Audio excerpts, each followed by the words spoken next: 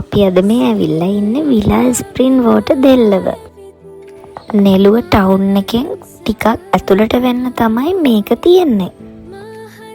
හොයාගන්න පොඩ්ඩක්වත් අමාරු නෑ. Google Map එක දාගෙන ආවනම් හරියටම මෙතනට එන්න පුළුවන්. බලන්නකෝ මේ තැන තියෙන ලස්සන. අපි ඉතින් ගියපු වෙලේ ඉන්න ෆොටෝස් ගොඩාරියක් ගන්න අමතක කරේ නෑ. නිදහසේ ඉන්න කැමති අයට ගැලපෙන සුපිරිම ප්ලේස් එකක් තමයි මේක. මේකේ තියෙන විශේෂම දේ තමයි මේ ස්වභාවිකව හැදුන දිය බුබුල. අවුරුද්ද පුරාවටම මේ දිය බුබුලේ එක වගේම වතුර තියෙනවලු.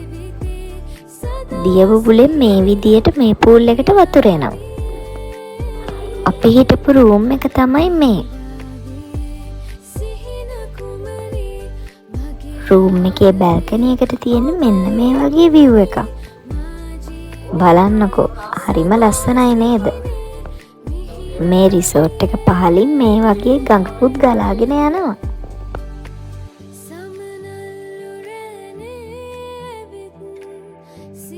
අපිට හම්බුන රසම රස ලන්ච් එක තමයි මේ.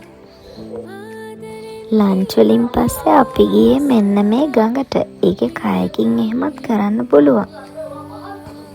අපි ගොඩක් වෙලා ටයිම් ස්පෙන්ඩ් කරේ මෙන්න මේ පූල් එකේ. උල්පතකින් එන වතුර නාන්න ඉතින් කවුද අකමැති? රෑට තියෙන මේකේ වෙනම වයිබ් එකක්. ඔයාලට බාබිකියු නයිට් එකක් arrange කරගන්න උනත් පුළුවන්. මේකේ රසට කැම හදලා දෙන chef තමයි ඒ හිටියේ. ඉතින් මේ දැන් අපි පහුවදා check out වෙන්න ready වෙලා ඉන්නේ. මේකේ day out packages එහෙමත් තියෙනවා. සෙට් එකක් එනවනම් කියාපු ප්ලේස් එකක් තමයි මේක.